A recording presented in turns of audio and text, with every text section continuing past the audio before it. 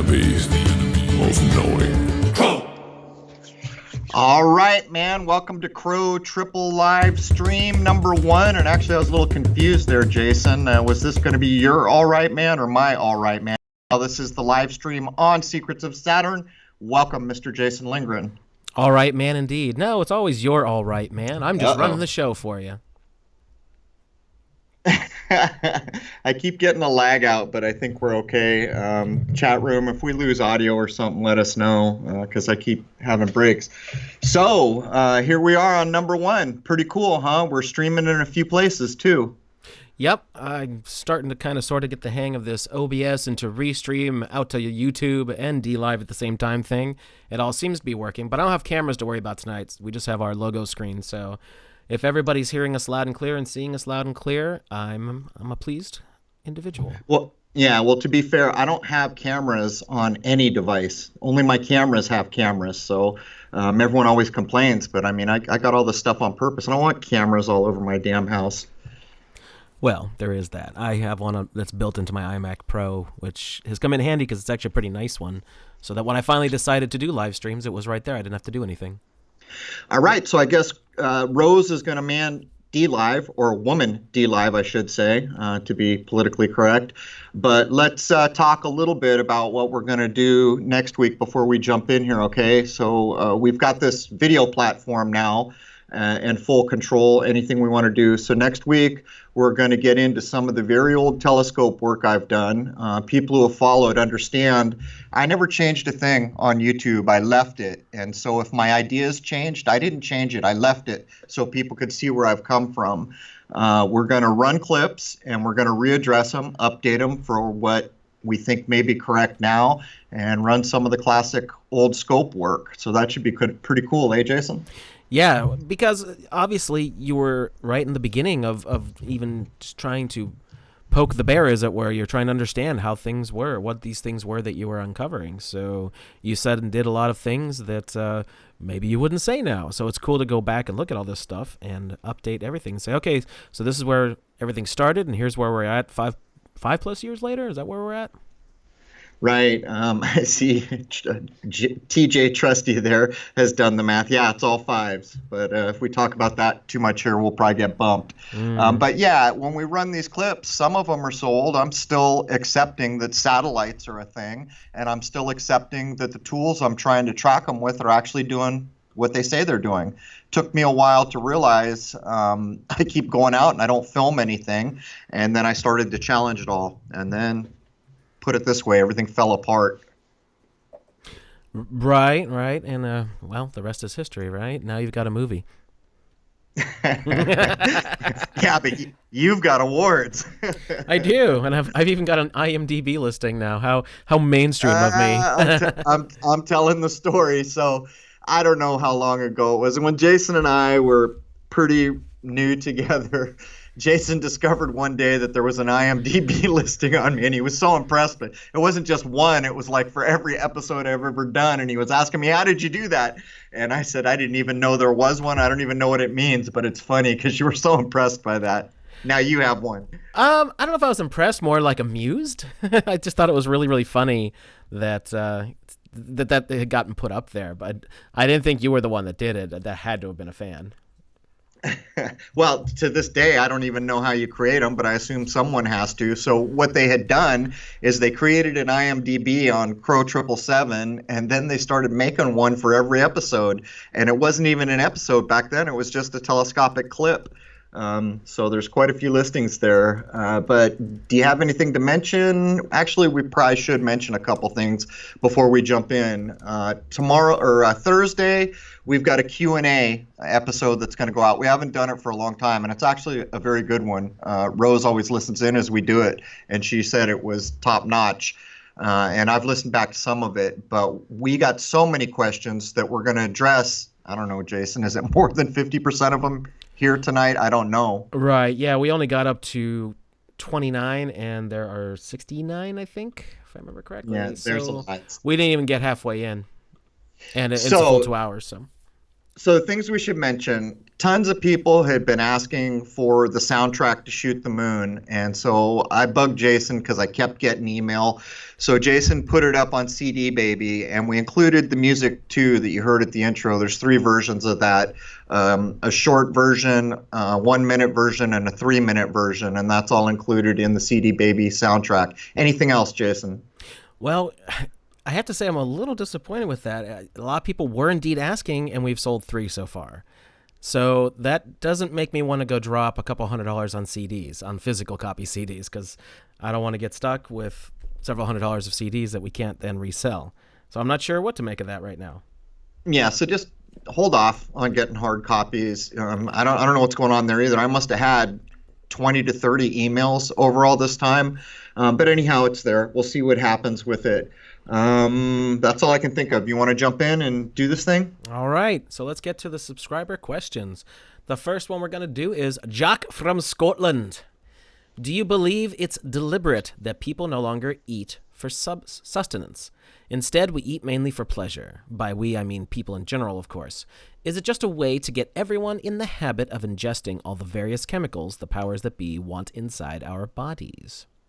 Hell yes, to put it bluntly. It's more than that. What's happened here?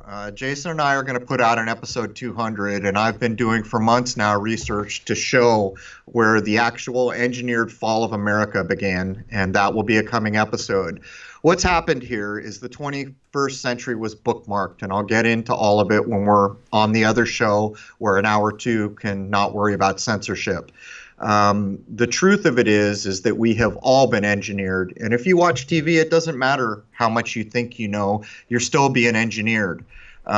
What's happened is the old kind of human beings that used to exist that had a concern for spirituality as one of their main drives in life, had a concern for what is correct, had a concern for things like violence or sex in public. All that's been engineered out of us.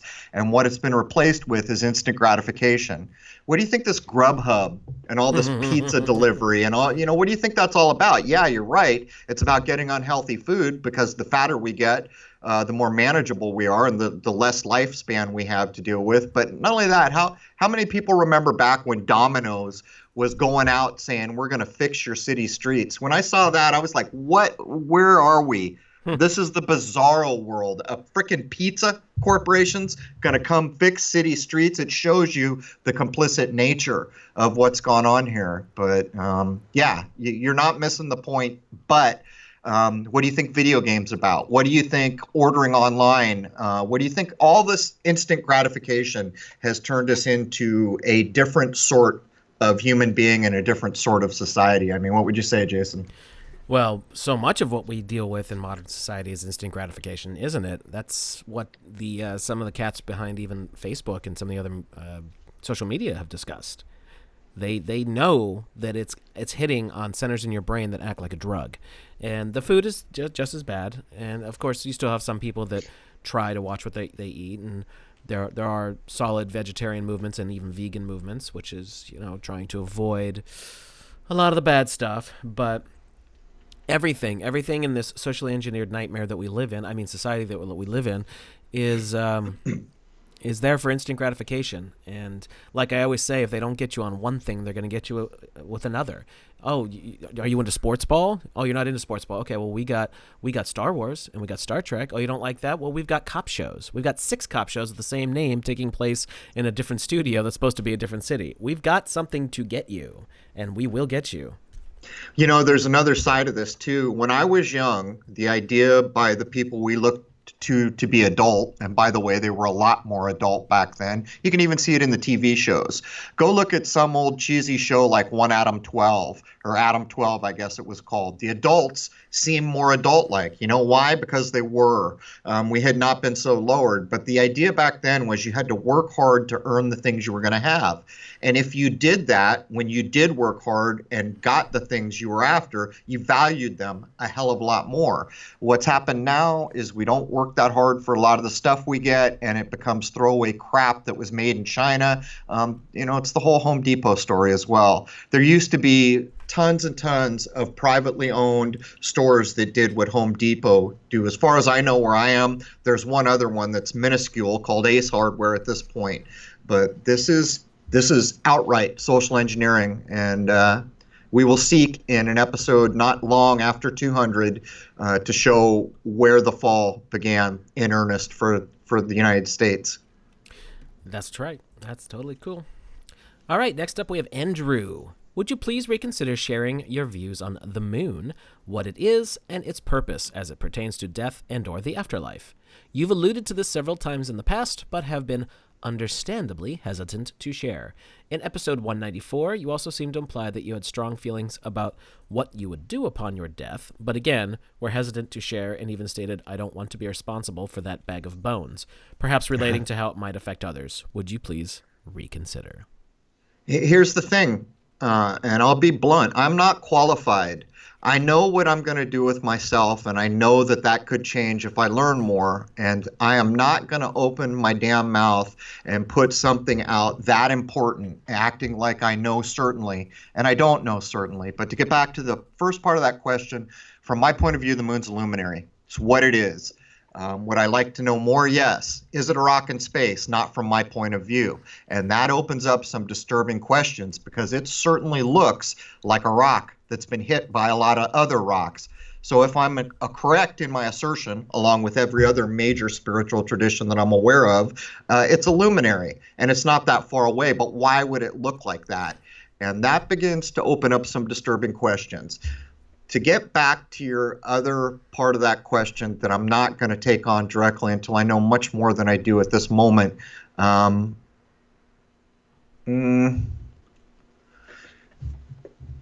guess I'm just not going to do it. I know what I'm going to do. I'll add this.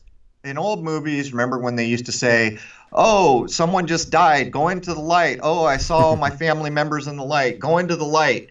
Now, if you remember correctly, they did that for quite a while. Then this other idea started getting introduced. Don't go into the light, man. You go into the light and you're getting recycled, or it's a trap, or bad things are going to happen. You can go into a lot of old Eastern traditions, spiritual traditions, and I count them actually more as mind sciences because these were meditators and people concerned with training the human mind. And there was this idea that when you die, you're going to be in this place and you're going to see lights, and these lights can fool you. The bright, piercing light, hint, hint, hint, is going to scare you away if you're not a perfectly pure human being. But there's this other light that's kind of inviting, but if you go there, hell to pay. You're coming back, or not good things will result. And that's all I'm going to add for right now. What would you add, Jason? You know, we did discuss this in the recorded part of this with the questions, and I think that a lot of what would transpire after you shed the mortal coil, as it were, is probably going to be very unique to the individual, depending upon your own spiritual frequency or your level of enlightenment, whatever you want to call it. And I think what happens then is going to really depend upon you and what kind of individual you truly are spiritually. Yeah, I'm good with it. Let's keep going. Next up is Lee in Tampa. My father used to live near Tampa. The lunar illusion. In your experience, do you consider atmospheric lensing to be a factor? What new info has come to light about the second sun, codenamed Theos, moonlight spectrum? We've seen moonlight can be colder than air temps. How much is independently known of moonlight spectrum? Meteor showers. What is that streak of light in the night sky? How do they predict them? Have you ever seen a star just fall from the sky and become a meteor? Falling stars versus shooting stars. What equipment would you recommend under or around $200 for celestial observation? What value have you gained from hallucinogens? All right, I think we're getting ahead of the game here. Let's back up. Yeah, you're going to have to go one at a time. Go ahead from the beginning, Jason. So yeah, let's back up here. The lunar illusion. In your experience, do you consider atmospheric lensing to be a factor? It is a factor, but I don't know to what degree you're referring, because there's a lot of science that use these ideas. Sure, the atmosphere can lens things. There's no doubt. As a matter of fact, you could be looking at some version of that in my double sun footage. Hard to know. Right. That's one of those things that we need the further experimentation, get more data to figure out. What new info has come to light about the second sun, codenamed Theos? New information, I think we've put out where we're at, but for those who are not aware, other people who were trained in traditions all over the world came to me after the fact and said, "Yeah, we knew that. We were told about a second or a source sun when we were initiated, but they weren't offering much more than that." So we have footage, we have comments like that, but we have things like Fulcanelli. There's a lot there to unwrap, decode, and get your head around. But apparently, there are people and traditions in this world that have been told these things. Moonlight spectrum. We've seen moonlight can be colder than air temps. How much is independently known of moonlight spectrum? All kinds of information. Go back and get a book called Zetetic Astronomy, written over 100 years ago by a nom de plume parallax. His real name is Samuel Robotham. They all day long show all the tests they did to prove that moonlight was cooler than sunlight. Not only that, at one point they magnify it through a telescope or other device. I think, if I remember correctly, something on the order of 500 to 1,000 times, and the thermometer dropped, even with that intensification of the light. It's been known for a long time. It's just hidden. Meteor showers. What is that streak of light in the night sky? How do they predict them? Have you ever seen a star just fall from the sky and become a meteor? Falling stars versus shooting stars. Yes, we have. My wife used to see those all the time, where she was looking at a star and it would suddenly fall. I don't accept meteors, the idea of anything coming from so-called space into our atmosphere. I don't accept it. From my point of view, it's likely there's a hard, fast barrier, and from my point of view, it's quite possible that space is better described as a liquid. And I'll tell you this. Back in the day when we used to see what we call a shooting star, almost always they were white or some version of white. When I started using my scope a lot, we saw, I don't even know how many, because you're out there all the time, and they started to look pastel, greens and weird colors like that in pastel, but I don't think I've seen what we call a shooting star come down towards Earth in as long as I can remember. They're parallel. And so how can anything traveling parallel to the ground be considered something falling? And that's not 100% true. I have seen some that are angling, but there it is. From my point of view, there's nothing coming to our world from space, and never has been. Jay Armstrong is asking, is it what is considered Mercury, the second sun? I would say no. No, probably not. You can see Mercury. It's bright when it's not very far above the horizon.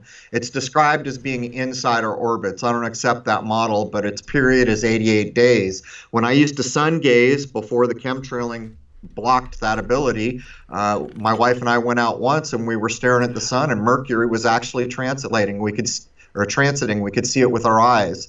Mercury is tiny compared to the sun, just so you know. Right, and if you've seen the footage of the second sun, they look nothing alike. Last part of this, what equipment would you recommend under or around $200 for celestial observation? What value have you... Oh, that's another one. Got another question after that. All right. Okay, so here's the thing. Most reputable telescope shops, and by the way, there are getting to be fewer telescope shops in the same way there's getting to be fewer bookstores. We're headed for a dumb dark ages with this new digital era we've entered. Pretty soon it's got, I spent 3 hours today trying to find a damn book. I kid you not, it's censored. It's not just censored at Amazon, it's censored all over the place. The entire author is, by the way. But to get back to the point, if you have a reputable scope shop, and it doesn't matter because everyone's online, so you could use something like OPT in Oceanside, California. There's some big ones in New York. You can ask them what they have that's used. My choice for filming the night sky will always be the Schmidt Cassegrain. It's just handy. It's got a short tube, it tracks, it does all these things. Truth is, if you want to shoot the sky and you're going to be serious about it, you want to do 8 inches or better. If you get 4 to 6, it'll do the job, but you'll outgrow it pretty quickly. If you're only going to do the moon, then 4 to 6 is fine. I'm talking inches here. If you're serious, 8 inches or better. Schmidt Cassegrain. Do not, and I repeat, do not buy Meade telescopes. I fell for it. My first scope was a Meade. It was made in America with American steel, and it was a scope that still works to this day. I later bought, in the new millennium, a 12-inch Meade, and it did nothing but fail. And I mean fail big. They were coming up from Tijuana, hint, hint, where the factory now resides, owned by a Chinaman, I believe. So look at Celestron, look at the other names, not me. That's what I can tell you. By the way, if you really only have $200 to spend, you could always get a Nikon B as in boy, 700 Coolpix. It's kind of like the predecessor to the P900s and the P1000s. That's got a super zoom on it. If you're just looking to take some decent pictures, that will get you in on the moon and even looking at stars and planets somewhat. All right. What value have you gained from hallucinogens? None. Well, I want to say no. Here's my problem, man. We live in the West, and in the West, we were programmed in the 60s when drugs came to be a big part of this country. And let me tell you something, drugs were not a big, when you see things like Back to the Future where those guys are smoking reefer in the car, that's about what, there was not a lot of open drug use before the 60s. From where we grew up and how we think about drugs, it's about getting high. If you want to use a hallucinogenic, and by the way, why would anyone think they could drop acid? You don't even know what the chemical is, what the dose is, nothing do you know about it. So if you're talking about possibly mushrooms or ayahuasca, here's what I say every time. I did these things, some of them, and for the most part, I didn't gain anything except the perception that there's a lot more the human mind can do. But for the most part, without I'll just say a shaman or a shaw woman or some experienced person who's taken a spiritual interest to actually further the human mind and human abilities, don't take hallucinogens, man. That's what I will say. Well, and the last part of that is, what is your opinion of Albert Hoffman and the LSD phenomenon?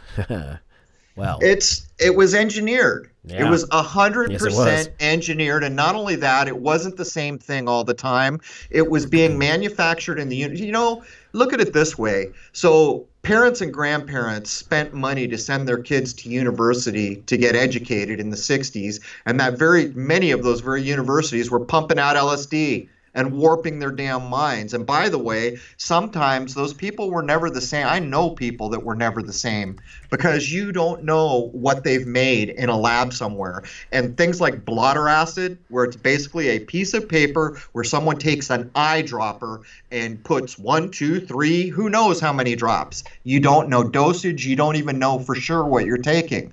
That whole thing was to engineer society and destroy the family unit and further the drug culture, and at the same time be guinea pigs, a lab experiment for the people who were putting it out. There's nothing, I will never have anything good to say about it. I grew up in an era where now when I look back at the people I knew when I was young, more than half of them are dead or their lives were ruined, and drugs are at the center of that. Well, here's the thing about especially LSD, but it did get into other hallucinogens as well. This isn't even conspiracy theory. Just go look at the mainstream reports on it with Timothy Leary and all the stuff they did. That was intentional. And they talk about how it was intentional with the acid tests going on with a band called the Warlocks, who shortly thereafter became the Grateful Dead. There's a whole lot of stuff that's in the mainstream record that's not even conspiracy anything. Ken Kesey, all these cats. This was all on purpose. All on purpose. All proven CIA or FBI assets. Yeah, they have Grateful connections Dead. somewhere. Even if they weren't directly on the CIA payroll, they were working for people who were. So no matter what, it's all connected. So It's all connected. And those are the same names that started the film. What was the first festival? The Monterey Pop Festival. Yeah. Everyone on the stage, in the audience that's a famous name, is in on the game. I hate to tell you.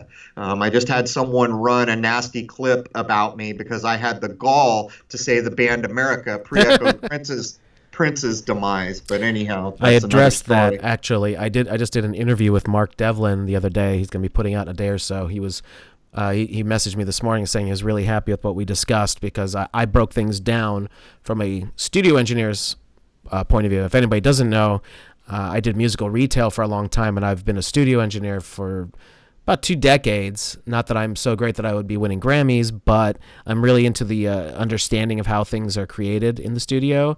And we broke some modern stuff down, and it's pretty creepy. As a matter of fact, Rose was here listening to it, and she was even seeing effects in herself. Just the hypnoticness of it is, bleh, it's yucky. It's totally yucky.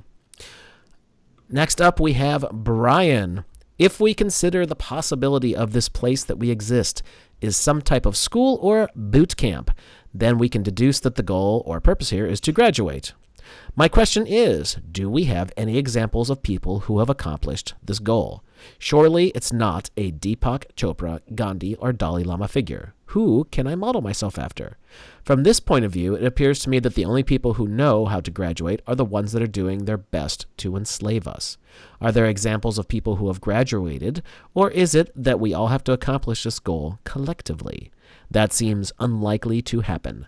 The closest answer I can find is that all the ancient texts point towards the sky clock in an allegorical way to illuminate our path to enlightenment. We all come into this world alone and naked for the most part. There are a few exceptions. For the most part, we all go out the same way. From my point of view, it's on you. And this is what the dumbing down, the de-evolution of the world for a world takeover that's coming is about. When you're fat and drugged out and unhealthy and unhappy and all the things that we all complain about all the time, are you more likely to graduate from high school or less likely? Are you more likely to be a dropout? That's what's going on here. And yeah, there's endless examples. I'm not going to cite them, but you rightly pointed out that the leaders in this age, if you're going to be a leader, you're going to be co-opted. Otherwise, you'll be removed and replaced with a leader who isn't co-opted. And I hate to say that, because people like the Dalai Lama, most of us really want to think there's a man who's completely free of all this nonsense. That age is gone. If you're talking to endless minds on any platform, you're co-opted or controlled in some way. That's all there is. That's the age we've come to exist in. There is not a spiritual tradition that I have looked at seriously, and I've looked at a lot, that don't have examples of nirvana, enlightenment, going to heaven. You know all the words. You know all the words that I'm just going to regurgitate right now. These are your examples, but you rightly point out you don't want to go to the big names, the sources. You want to go back to those old texts, and this is the problem. These things are going away. As a matter of fact, I will urge each of you, if you know of important PDFs or topics on PDF that are a little offbeat, download them and save them. These things are going away. Censorship is going to be around the corner at a level that you won't even understand the extensiveness. Right now, when you go to Amazon, there are so many books that are not even on the shelves. And so you figure, oh, I'll just go online. Go ahead.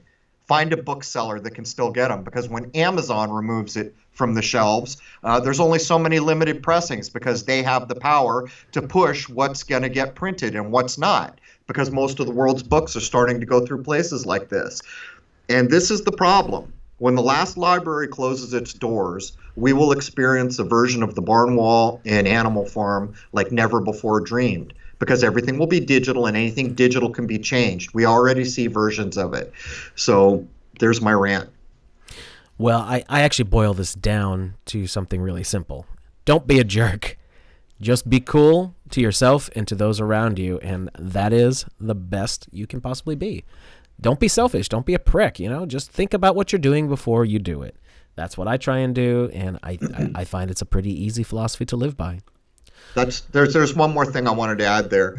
Yeah, you rightly pointed out that what people like to call the elites or the controller, yeah, those people are far beyond us. They are well beyond what we used to be as a society. When we used to actually see adults in the room, or portrayed on TV, the adults seemed more adult, like they're far beyond this because they never lost the old information. But here's the thing. All these traditions that I've studied where people are getting out, you have to have the concern for this creation that we live in, which means all living things. You have to have that concern, that respect. And as far as I can tell, if you're lying and cheating and doing what we see done, are you really going to get a key to the door out of here? Or are you more like stuck here and trying to make sure you have company?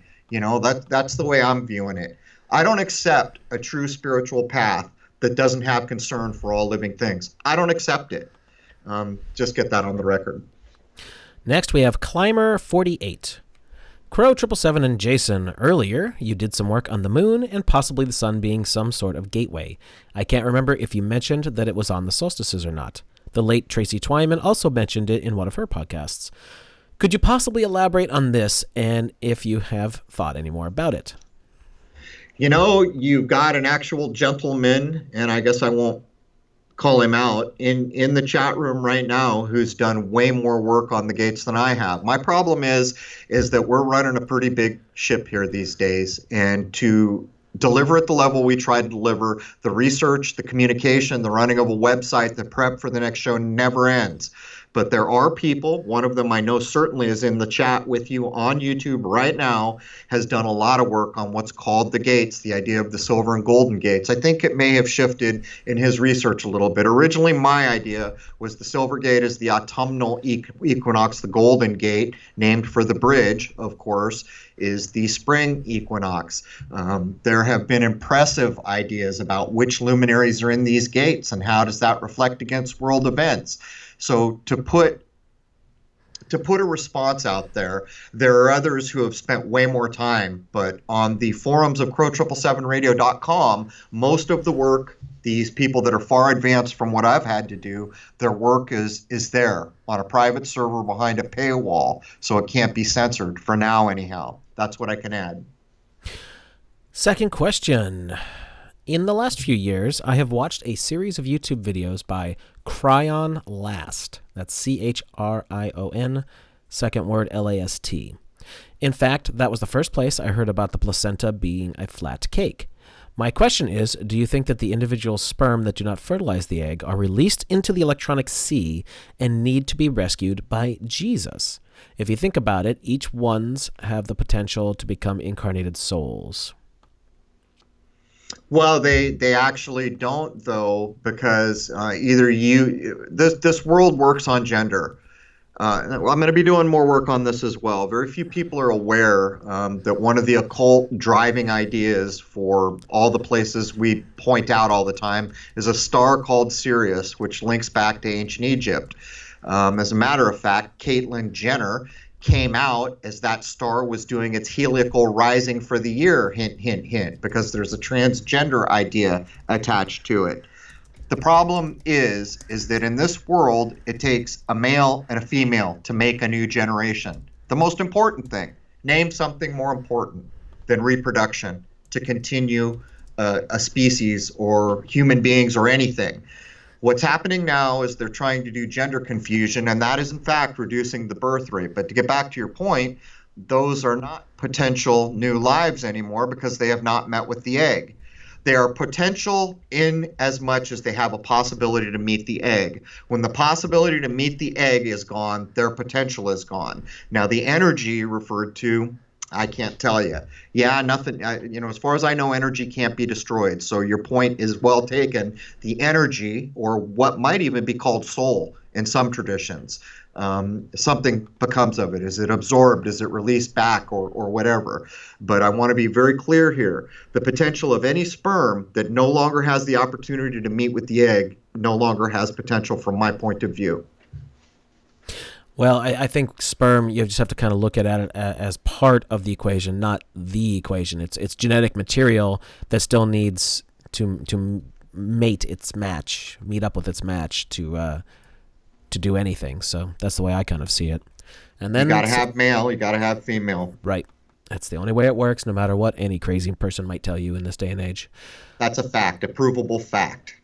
Next up is Amanda. What do you think of the idea that there really is only one being, one creator, one God, and we are all just aspects of this one being? Like we are all thoughts in the mind of God. The creator is experiencing every possible outcome through many, many facets of itself. Like there is really only one of us in the room, or do you think we, mankind and all animal and plant life, are separate entities, individuals, apart from the one who created existence? I know it's a big question, but I'd like your take on it. Nope, I'll take it backwards. Everything is connected. I've proved it beyond the shadow of doubt for myself, and I've seen old spiritual allegories and tales that have done the same thing. I've covered a few of them. But to get to the point, when I get in front of this microphone, I speak to a lot of people sometimes, and what's important to me is respecting anybody's spirituality, because you know something? When spiritual, like right now, the Catholic Church is actively reducing forms of Christianity. When we lose people's spiritual paths and the places where they practice, regardless of whether you think they're on the right vein or not, they are still practicing spirituality. When that gets caged, I'll tell you what's coming next: artificial, transhumanism, all these things that are a nightmare to me. So I won't go any further than that. My spirituality is my own. I have a concern for all living things, but I also have a concern for any human being anywhere in this world of any tradition that is not harming things, that is on a spiritual path. That's their choice, not mine. So I don't want to be blunt, but I've got to be careful how I speak in a position that I'm in. You know, the other day I saw a YouTube channel with two YouTube channels. One had 500,000 followers. The other one had about 250,000, and I saw them do a hit video on someone. And the first thing I thought is, that is so shameful, I don't even know what to say about it. When you get to be that big, talking to that many people, and you do something like that, you don't deserve to have your platform anymore. You've broken the code that everyone should know without being told. So in short, my point of view, we are all connected. I feel it is provable. And I mean everything, every tree, every worm, everything, every human being, we're all connected. And secondarily, if there's a human being on a spiritual path, it needs to be respected. Because if you attack it and that spiritual path disappears, woe to all of us. So I'm going to go back to what I always say, in that I think that everything is frequency, and everything and everyone exists in different frequency, as different frequencies, but they all interact. And in that, taking it from that point of view, yes, we are all part of a greater whole, I guess you could say. And this goes back to the whole just be cool to everybody, because what frequency you're vibrating at, how high your frequency is, it kind of relates to what we always say, higher mindedness. That's just another way of saying a higher frequency. You're trying to be a better person and becoming a better spiritual being as a result of that.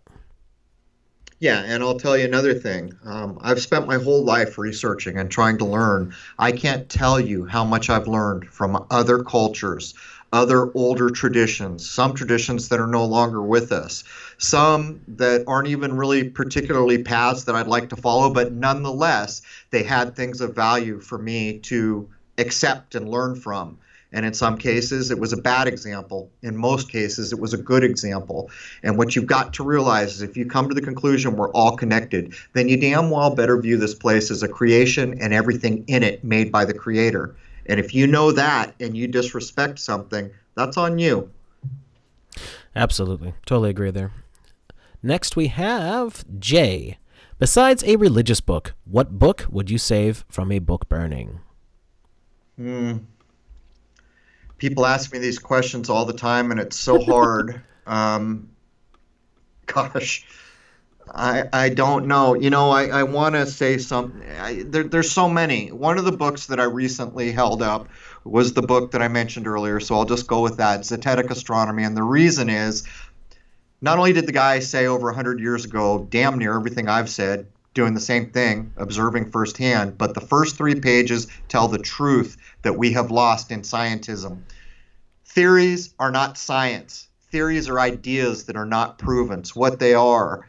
What is science is firsthand observation and the ability to say this is or it isn't based on firsthand observation. The first 3 pages of that book have been lost, and I think they're critically important, because if everybody got back to that kind of common sense reality, I imagine the changes would ripple through all levels of society, and all this nonsense and the stuff we all accept as correct when we shouldn't, that would start to go away.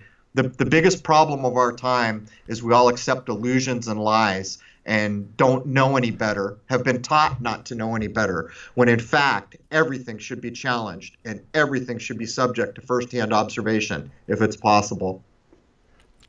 Next we have Becky. Have you ever watched the show The Man in the High Castle? I am going to guess no, but I have. Then you better take it, because I've never even heard of it. I watched some of it. It's actually a television show that's a direct takeoff of the Philip K. Dick book of the same name. I just got bored with it. It's an alternate history kind of thing where the fascists won World War II, and some kind of alternate timeline is leaking through because someone finds a film that they're passing around of the Americans winning the war, putting up a flag and that kind of thing, like the blowing up the Nazi the symbol on top of the building, like the normal things that everyone's seen. And I never got through the rest of it, and I don't know how accurate it is to the book because it's just a single novel that Philip K. Dick wrote. But I mean, it was interesting enough if you like that sort of thing. I get bored with most stuff these days just because the drawing it out and modern stuff, meh. Yeah, I can't add anything there. Next we have, well, the one thing I will say is Philip K. Dick definitely seemed to be tuned in from time to time and in some pretty esoteric ways, and definitely was a deep thinker. Well, I can say that for sure. Well, there's something to that as well. There was Radio Free Albemuth, which got made into not quite a mainstream movie, where basically the narrative there tells you that the powers that be take over the work of very popular authors that may not even be alive anymore. If they are, they're not writing the books anymore. And that was straight out of supposedly Philip K. Dick's Radio Free Albemuth. Yeah, so I saw that a couple years ago. Yeah, that one's pretty close to the actual story, and you could tell because it's kind of got that strange, almost awkwardness that Philip K. Dick's writing does. Most movies that have been made based off of his works, they tweak the hell out of and make them more mainstreamy. And Philip K. Dick didn't really write all that mainstreamy, to be honest with you. But next we have Chatham's. First question. You speak a lot of alchemy when talking. Do you have good starting points? There are tons of resources out there, and I have gone through a few, but how about a good foot forward to begin the research? If you're serious about this, I want to say a couple things. When I talk about alchemy, it's because of the woe that we all live under now, a thing called scientism. It's no different than your evening news most times. Alchemy existed as a science that was coupled with spirituality and refused to ever go further than nature would allow. In other words, it had complete respect for the natural world. That's why I reference it. But more so, every single thing you see done in this world that you don't like, that's coded, that's hidden, is using alchemical mind principles. The nigredo, the breaking apart, the alchemical wedding, the big reveal showing what was not known or what was hidden. These are alchemical principles that are being done to all our minds, which is why my episode image always say transmuting the world mind into fantasy-based alchemical reality or something like that. This is the point. If you want to take a look, a good place to start is with plants. There's a book called Spagyrics, and it's really interesting for the following reason.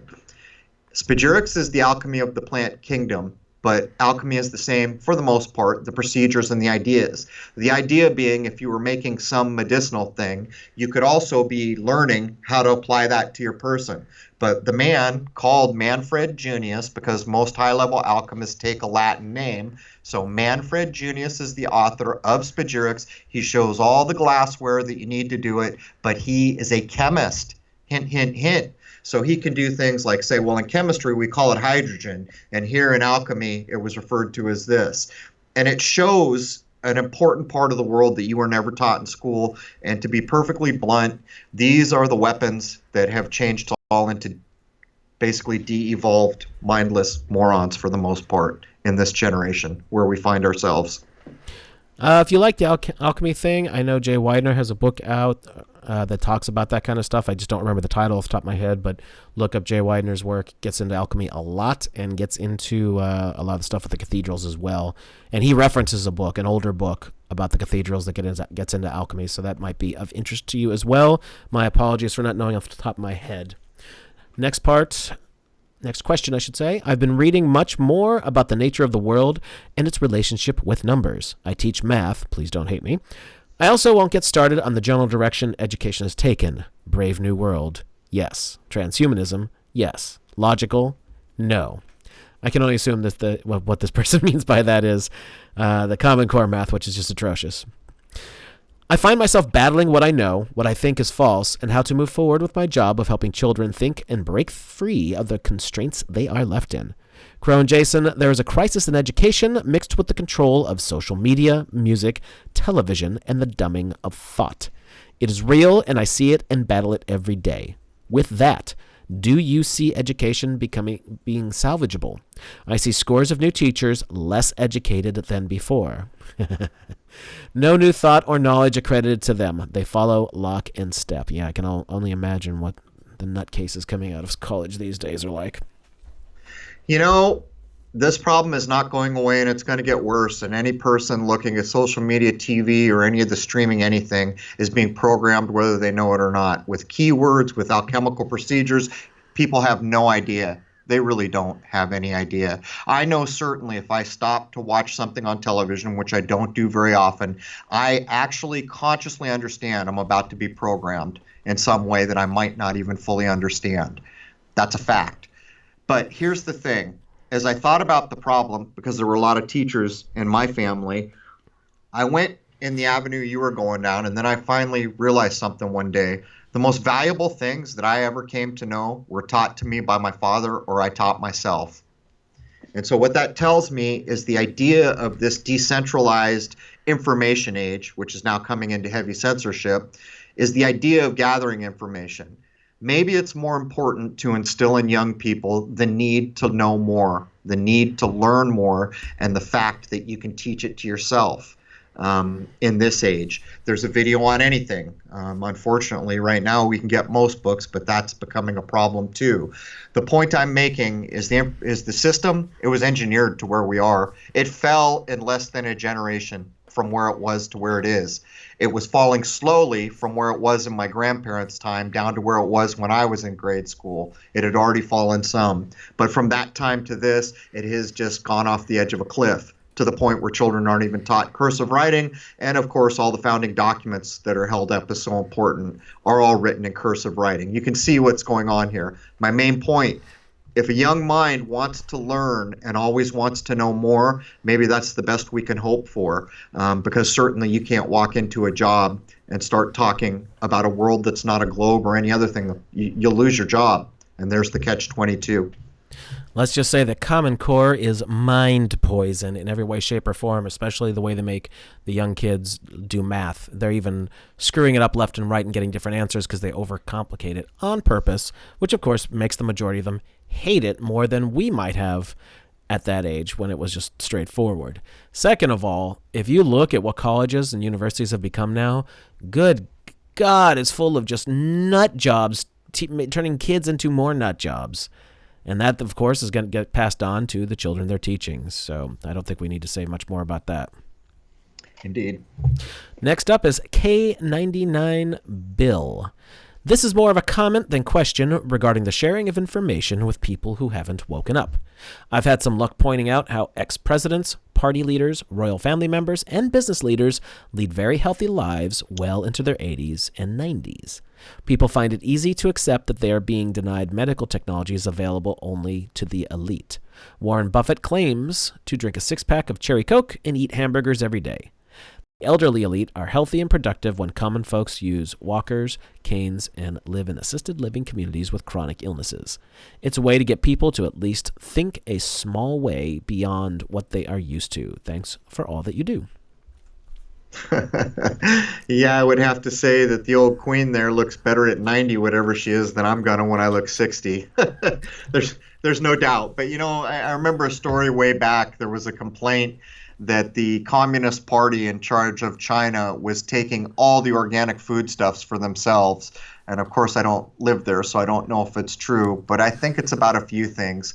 I've thought for a long time, have you ever picked up just random pieces of food in a supermarket and looked at all the symbols and numbers on it that no one seems to know what they mean, to include the kosher marks, which no one seems to know, certainly. And by the way, there are a crap load of different kosher marks. I've looked for years to try to find an authority who could, beyond doubt, decipher the kosher marks. I've seen versions of it, but not enough to sway me. My point is it possible that someone in the know could walk into a store, see the symbol, and say, oh, not eating that? And of course, the whole medical thing. By the way, cymatics. This is where cymatics comes in. It's been demonstrated that at certain frequencies will destroy cancer cells. What if, and this has been encoded into cathedrals and other places, there are certain known cymatic frequencies that if they're regularly applied to the human body, they put you back in tune. You know, the idea that that little mitochondria on the end of the little part of your body that determines when you're going to die, it gets shorter and shorter and shorter as you get older. What if you got hit with cymatic patterns and the shortening of the tip of that thing didn't occur at the same rate, or something to this effect? And I will also point out, must have been 20 years ago, I had been reading about this old Indian thing where supposedly people, human beings that were high meditators, could eject their consciousness into other bodies. Actually, the Dalai Lama, something like 20 years ago, named it. And it was funny because I knew no one knew the name of it. I knew it because I'd been studying it. He said it was getting to be a lost art. And I thought, what a strange thing to say. You know, nobody here understands that word. Nobody here understands that you're talking about a human being ejecting their consciousness. But apparently there is an old art that goes all the way back to India with a name of its own that was about this very thing. So yeah, I think the powerful people know the old ways, have the old secrets, and probably eat a hell of a lot better than I'm pretty sure they're not going to the VA for their medical care too. Yeah, right. I can only imagine what they do to vets there. It's kind of sad, really. I can tell you, and Well, it ain't yes, you good. can. Right. Do you want to share anything about that? Nah. Nah. All right. We will Let move that on. dead horse. Yeah, let that dead horse lay around on his own. All right. Next we have from Hey, Lacey. What's that? Before you jump in, at the top of the hour, can we take like a short break? Are we going? We're doing 2 hours, right? Yes. Okay, if we're doing 2 hours, we need to work in at the top of the hour. I don't know, a 3-minute break or whatever. No worries. We can do that. Right. All right. Next is from Lacey. Hello, Crow and crew. I have a feeling that free energy shouldn't be as hard to figure out as it is made out to be. I think it has probably been censored and trained out of us before we could truly question it. What do you guys accept about accessing free energy a la Tesla? Also, why are wisdom teeth named what they are? I've wondered about that a long time. When I got into the Marine Corps, the first thing they wanted to do was pull out my wisdom teeth, and I always wondered about that. But to get back to your first thing, here's what I've realized about the life of a human being. I never went along with things, and I'm not good with authority, and I'm not good at being told what to do. And so I spent a lot of time thinking about things. And a lot of people look at me and think, how do you know that? Well, it's nothing amazing. It's because I had time that I made for myself and I applied. And it's my opinion that anyone who didn't have to work a third of their life, sleep a third of their life, and then screw with everything like licensing and tax and all the other things that get that third of life that you have free would have time to look at things. And you're right. Things like free energy probably wouldn't be that hard. The human mind is a hell of a thing when it has time to focus. And so much of the programming and the lowering of the human mind and the violence and the fear porn is designed to ensure that the limited amount of brain cycles we have in a human life is reduced every single day. Every Facebook post, every television show, every streaming anything has robbed a brain cycle from looking at things like, hey, could I make free energy, just to make a fine point. Yeah, I think a lot of it actually comes down, if you look at magnets, I think you can get motors that worked incredibly well just with playing around with the same and opposing push-pull of magnets, the two poles. And I've seen people kind of work on those concepts. And people who are smarter than me probably have figured that out, or at least are working on it. And think about that, because that would make a nearly frictionless, let's say that right, frictionless device. All right. Right. I'll add one more thing. One of the things from my lifelong studying is that I currently accept there's only one force here in this place we call the world. That's electricity. Magnetism or electromagnetism might be considered the daughter of that only force. So basically, we have electricity and forms of magnetism. And by the way, I'm reasonably sure magnetism isn't described correctly either. There's an old book from the 30s or 40s called The Universal One. For most people, it's not going to be a good read. It's not easily digestible, but the ideas in it are unique, and it's back near before the modern edit. But he says these things too, and I'd come to these conclusions before I ever saw his work. And by the way, he doesn't accept the periodic table, which makes me happy all day long. And wisdom teeth are named that because it's the last ones to come in, right? When you're older, after you get your other set. I think that's really what your guess is better than mine. That's all I know. I don't know anything more esoteric to it, but as far as I know, different people get their wisdom teeth at different times, usually long after you've got your adult teeth. But all right, we'll do one more and then we'll take a break. Okay. Dean is our next contestant. Come on down. Not so much question, but a request. Could you guys elaborate on the idea of controlled opposition and how to distinguish from real truthers? Oh, yeah. Nothing too difficult, right, man? There are so many out there mixing truth with nonsense and makes it impossible to really get behind a movement. For instance, they might be anti-vax, but support bogus climate science as just one example of many. Our group is struggling with this concept and are wondering who is behind all of this. Maybe I can reframe the way we think about what you just said. Would you rather join a movement that you think is correct, or would you rather know things? For me, I'd rather know things, which is why I don't join movements. Part of doing your own thing and not planning to link up in some official way. And by the way, in the modern age with the decentralized internet, you make a group, you made a target if someone doesn't like what you're doing. Very easy to send in unhelpful people or do any number of things to that now official group that has, for lack of better terms, an address or a location that someone can get at them. My point being, what needs to happen from my point of view is minds need to change. That's the entirety of the work Jason and I do is designed in this way. We do the best research we can. We stand behind what we've put out unless we make a mistake. Then we stand up and say, sorry, I made a mistake. And we offer a different way to think about things. And if a mind finds that there's value there, then maybe they can take it, challenge it, and see if they find value. So maybe it is better to take in information and work on yourself to get to the point where you recognize nonsense. Because if you quit believing in things, after about a year, I swear to you, the way your brain works or the chemistry or however you want to describe it changes, and you start to get almost like a smell of something burning in the kitchen. Something's not right here, right out of the gate. First 5 words I heard, I know something's not right here. Doesn't give you all the answers, but that's all I need these days. If something's not right, I'm not interested because I want what's right. That's what I want. So of course, people are going to gravitate towards groups and do these kinds of things, but maybe the main goal should be training yourself to be able to understand what is acceptable and what is not, more than being concerned whether a group is correct or not, because no group's going to get it 100% right all the time anyhow. I think it all comes down to your own discernment. Plus, don't forget, people are people. They're fallible. They're going to make mistakes. So even if someone's falling for the nonsense climate change, it might be because they actually just give a hoot and are falling for some of the nonsense that's pushed out there, and they're just not realizing what it is yet. So keep that in mind. You have to get really dialed in with your own discernment and really feel things out, what's right and what's not right for yourself. And that's the best thing I can say. You got anything to add, or shall I roll the music? All right. Well, as everyone knows, we're going to do a 2-hour show, which typically means Jason and I drink too much coffee. There's a bad habit. And so we need a break at the top of the hour to give some of that coffee back. What are we going to do here, Jason? Are you going to run the 3-minute clip? Is that the idea? Yep. I'll run the theme music. Everyone can get pumped up all over again, and then we'll come back for the second half. If we've been running on the fringe, hello and goodbye. I didn't follow up with Joe Roop to see if we actually were going out for this first episode. Hopefully we were, because we really like Joe and the Fringe FM. Right. Okay, there it is. We'll be back in 3 minutes, or when this song is over, basically.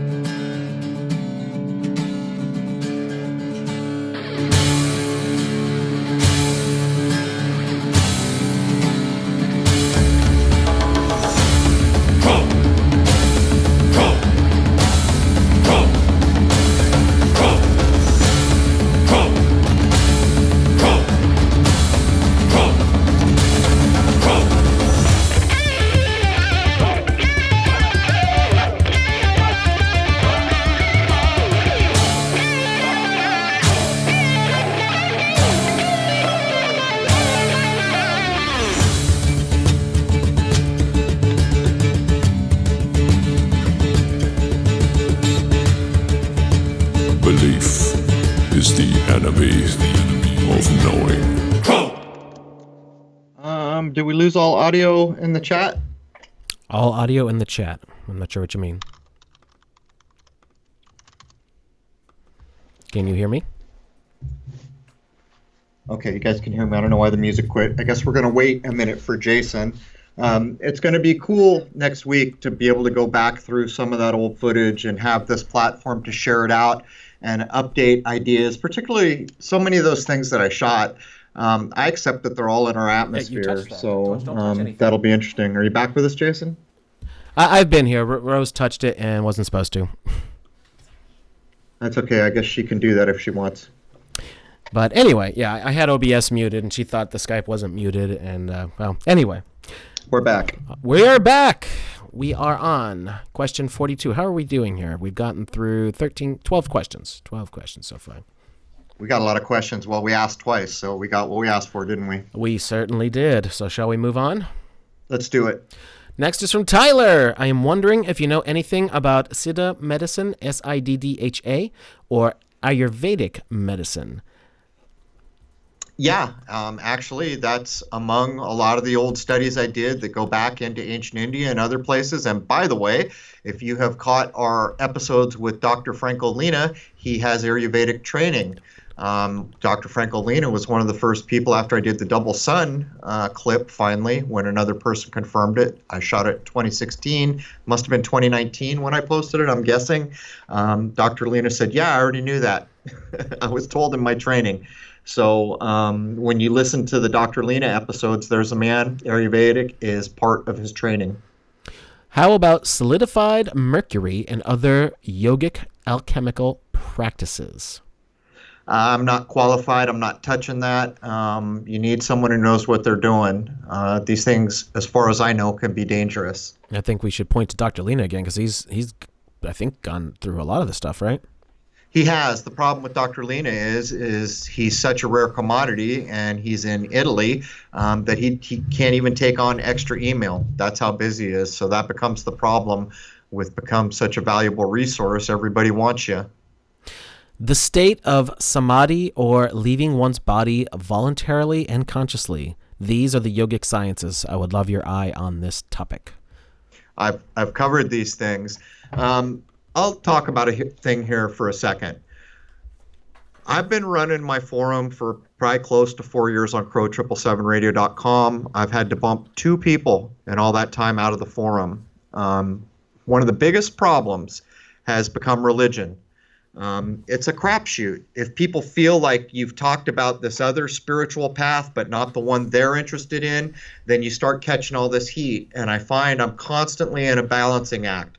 Like when I had Munya on, it was the same old thing. People wanted to come in and down it. Why are you covering this nonsense? Well, I don't feel like it's nonsense. I feel it's important.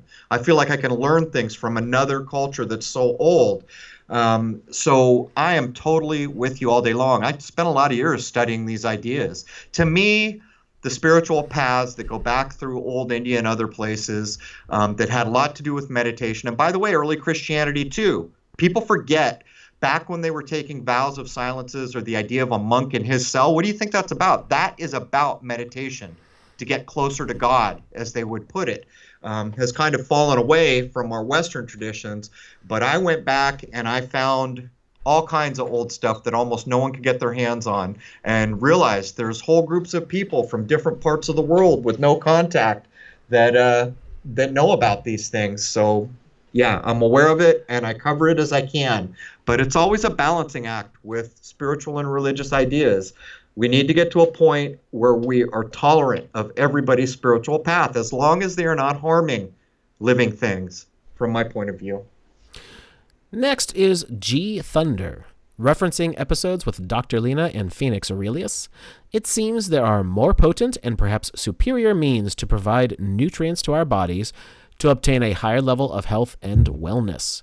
What's your perspective on traditional vitamin supplements found at the local health stores? I'm not thrilled with that stuff.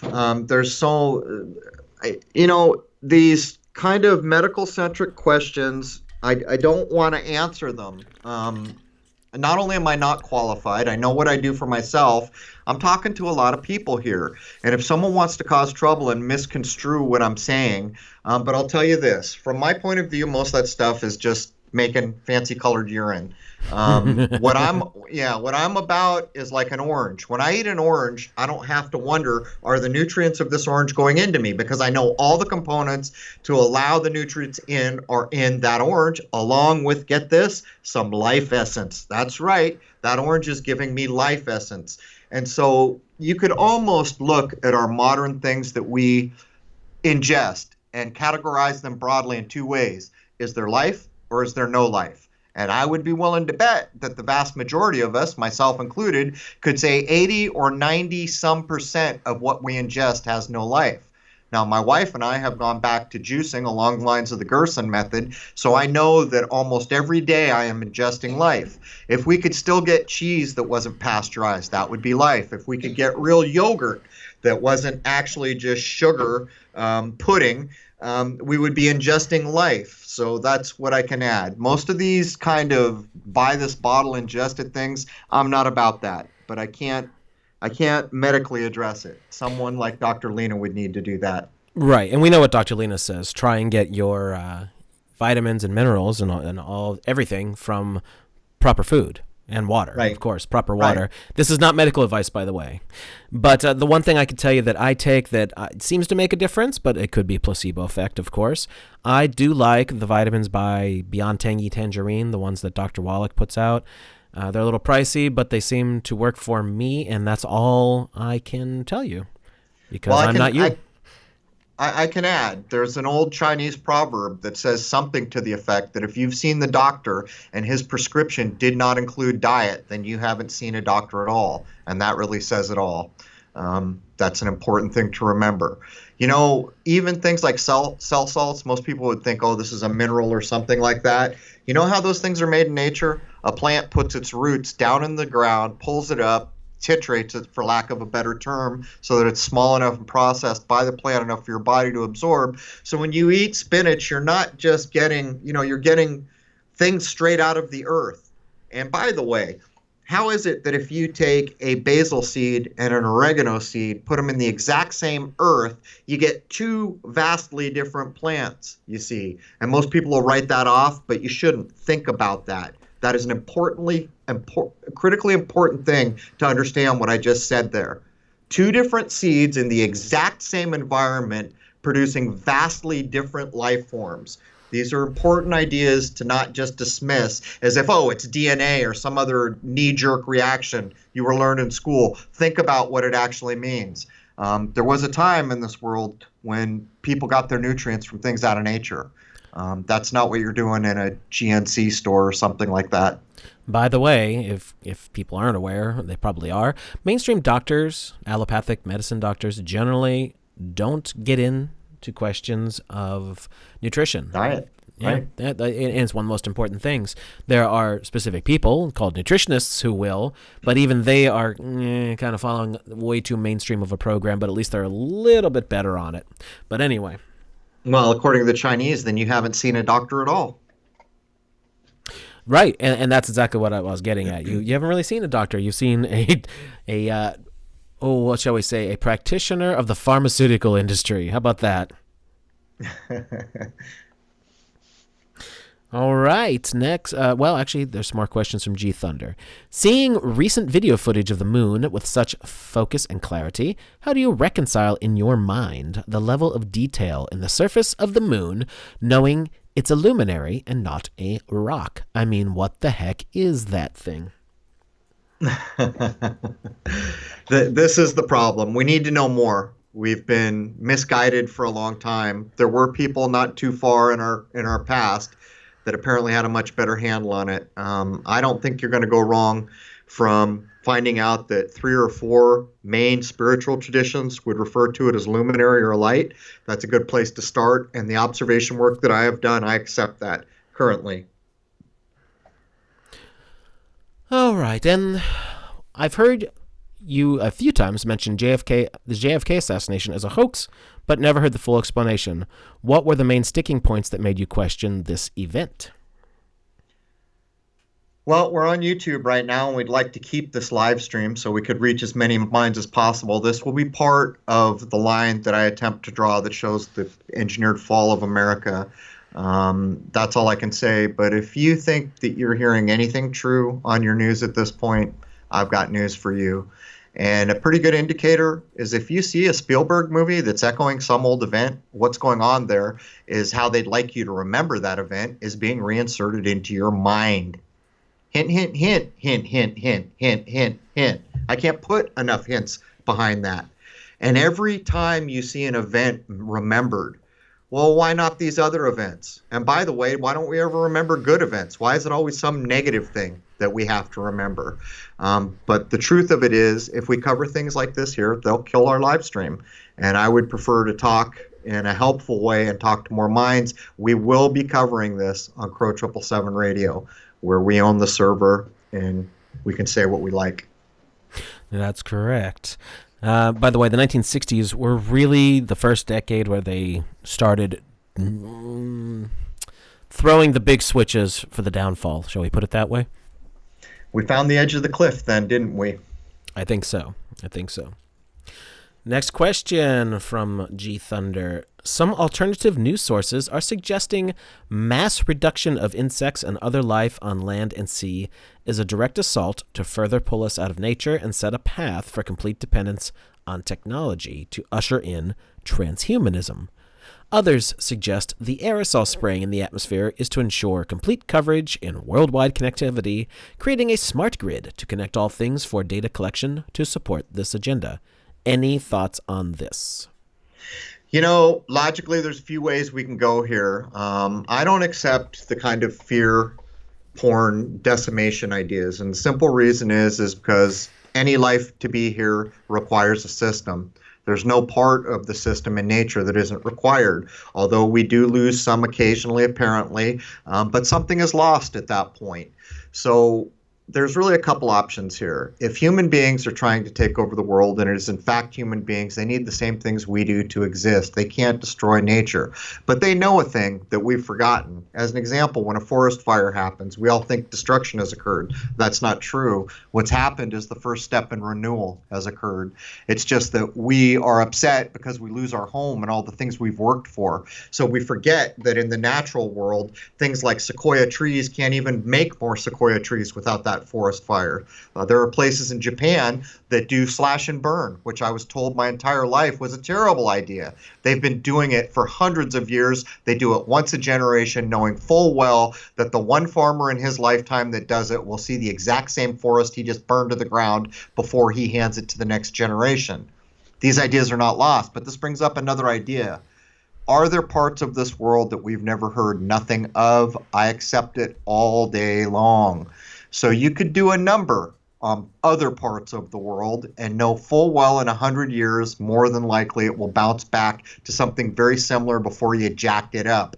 Meanwhile, this other huge part of the world nobody knows about, or other parts of the world, is as it ever was. Probably everything organic, not a line in the sky, probably no fossil fuel burning cars, these types of ideas. These are logical things that when you truly look at this idea you put forward, these are really the only logical ideas you can come up with. Next question. Well, let me answer that. I've seen plenty of stuff on the bees diminishing, and if there is any validity to that, and I think there is, that's bad, because bees are pollinators. No matter what the reason, bees are good, and we need them. Next question. Everybody needs bees. So Yes. it's hard to imagine that the whole world that needs bees would allow all the bees to go away. It's hard to imagine. It doesn't make sense. In a time where whistleblowers are stepping forward in record numbers, exposing corruption and mysteries across many areas, I find it odd that we don't have more initiated folk coming out with information about hidden ancient knowledge or stories of origin. It's hard to believe important information about our past has been completely destroyed or truly hidden. Is it really possible that a reset has occurred, keeping us from knowing our true origins? I mean, someone knows something, right? Yeah, sure. The people in charge know. There are others. And The idea originally of secrecy and initiation was much different than it currently is, but it still had the concerns of all living things. It was just that the knowledge, it was a bit like the biblical idea of casting your pearls before the swine. Why would anyone do that? That's a silly thing to do. The swine don't value pearls. You're just going to mess up your pearls or lose them. So why would you do that? So logically, that's a sound idea. But you see, the main idea of having to do it in the first place is because there's powers in the world that would do away with you if you opened your mouth. So typically what we see is things are trickled out, or they're held close to the vest when it's not safe to trickle them out by truly initiated places that have a concern. But I'll tell you something. Logically, do you think that everyone listening to this now wishes it was off the air, or are there people in respectable or higher places that say, I'm damn glad CRROW777's there. I hope he continues to be there. Logically think about it, because I am convinced that must be the case, or we wouldn't be here now. We've been taken out a couple times, and yet here we are. I strongly suspect that the highest of the highest levels of certain secret societies probably have some knowledge that is definitely not let out to the profane, which means us. But that's speculation on my point. Well, how can you hide the true nature of the history of this place before basically what we call ancient Rome, if you don't know what it is? Of course they know. How could you claim to be an important, powerful group of people if you didn't have the most basic information? How did we get here? How long have we been here? What's the real story of the past, as much as is knowable? Logically, that's a sound statement. Next is from Bowler Bear. I agree, belief is the enemy of knowing, but I believe the point of most religions is faith and not to know. What are your beliefs when it comes to God, and how did you get to that point with all of the knowledge of the past that you have explored? My faith is my own. It's between me and the Creator. And I talk to a lot of people of different faiths all over the world, and I respect them all. But to get back to your point, it was not always true that faith was the main linchpin. Things like faith come in where that's the main thing that matters when people are going to be controlled. You just got to believe this, folks. There used to be, in almost every major religion, a hard work that had to be done. You had to conduct yourself. You were doing the mind sciences. You were doing meditation. You were the monk taking that 1-year vow of silence so that you could further your mind and get closer to your Creator. These ideas are what have slowly fallen away from us. And the further back in time you go, it appears to me, the more work that was truly being done. Faith is a part of it for a lot of people. But to me, if that's the only thing or the main thing, well, then what are you actually doing? You say these magic words and suddenly you're okay? You didn't do a lick of work? It used to be the opposite of that to be saved or to make heaven or enlightenment, it took hard work and it took moral rectitude, which is not easy. Try to be morally upright in this age we find ourselves, where every computer is one keystroke away from serving porn to anyone of any age, where there's a liquor store on every street corner, where instant gratification is the name of almost every game, you see. So I would just point out that, is it logical to assume that with almost no work we can get these huge benefits? I don't accept it. I don't accept that a huge, truly valuable benefit is just so easily achieved. That's my point of view. Well, most organized religions, let's be honest, just want you to believe in a particular brand of invisible man, right? And those invisible men always seem to be awfully human to me. Most humans have a habit of anthropomorphizing their all-powerful deities, and that just kind of doesn't fly well with me. Now, that's very, very, very, very different from spirituality, which is an inside of a unique thing. And I just find that there's a big difference between faith in an organized religion and spirituality, or maybe you could call that connecting with the universe. That's what I do. You know, I was doing research a few days ago. I came across it. I wish I would have downloaded it, but I was so busy and I got so many things already. But the name of the PDF was something like, why does Christianity have so many versions of the Bible? I thought, man, I wish I had time to read that. I don't. But anyhow, it's a good question, isn't it? Yeah, it is. I would say that God is unique to the person because everyone's perspective is unique. So do what feels right. And I have to say, I've been in many different kinds of centers of worship, and they do have a feel to them. Something does feel different as you get close and walk through the threshold. There's something to it. And I think that it's a collection of minds putting energy toward a single thing, whatever it happens to be. And they're channeling something, and I've often been curious what exactly they're calling upon. I frequently think it's not what they think it is, but what do I know? A human being is not fully a human being without a spiritual path. That's my point of view, and a lot of this world seeks to shorten, remove, narrow, or hide that part of being human these days. Next is Bob from Pennsylvania. I wanted to know, what are your thoughts on crop circles and the weird stuff associated with them? I'm a common sense guy. I'll go with this common sense ideas about them. I think that we've seen them used enough in media, and we see the Mel Gibson movies, Signs, and other things that are echoing the ideas that it's intended to do what it's intended to do. You want me to believe it's some mystical thing because the designs are pretty? Show me something that makes it more than just a pretty design. I will err every time on the side of common sense, even if I'm wrong, by the way.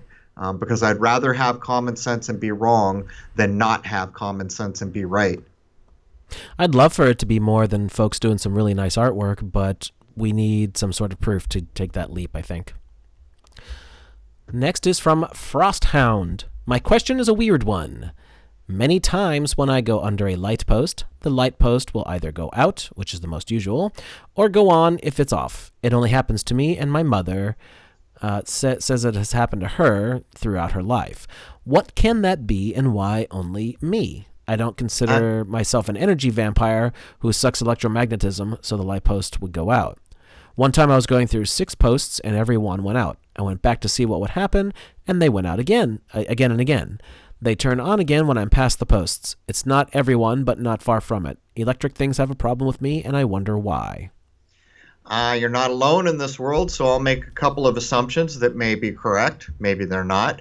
You can't wear a wristwatch. The electronics that you have on your person become a problem. Here's the thing.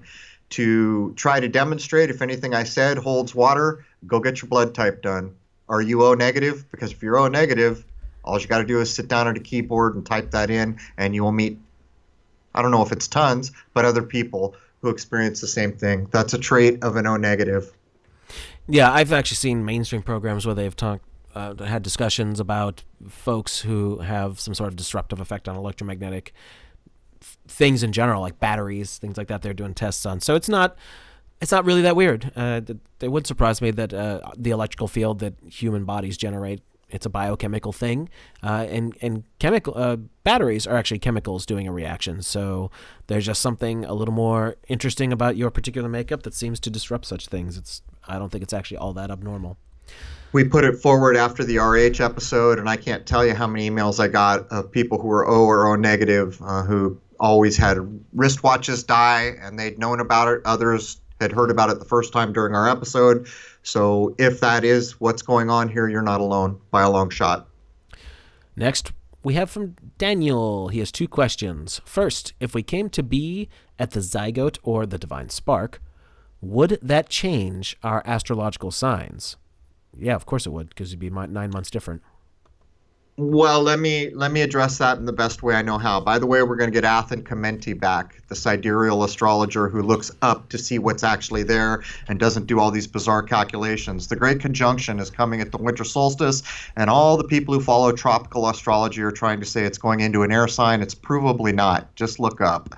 My main point here is, I wish I knew my main point. What was the question again, Jason? If the zygote or the divine spark is the true. Okay, I got it. So here's the thing, man. It is said that the spirit enters the spirit from the alchemical point of view, the older sciences, comes into you the first time you take a breath. Your spirit is basically your breath. Okay? So when the new baby takes his first breath, the spirit goes in. Most astrologies of any kind, whether they're respectable or not, mark that that's when a lot of what's going to occur or the potentialities are going to occur. But you make a valid point. Shouldn't there be some connection when the divine spark hits you? I say all day, yes. And so it's like all the other things in our world. Why do we have one calendar? And why is it solar?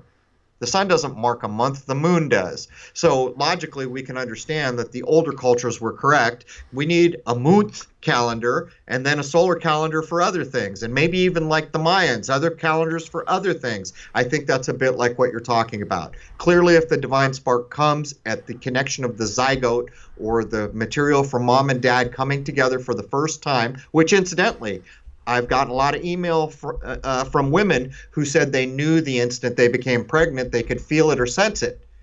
And I was surprised to hear it the first time, but after a number of emails, I was starting to think, hey, point is, yes, of course, there's got to be something to it. So maybe there's not one clock for everything like we've been taught.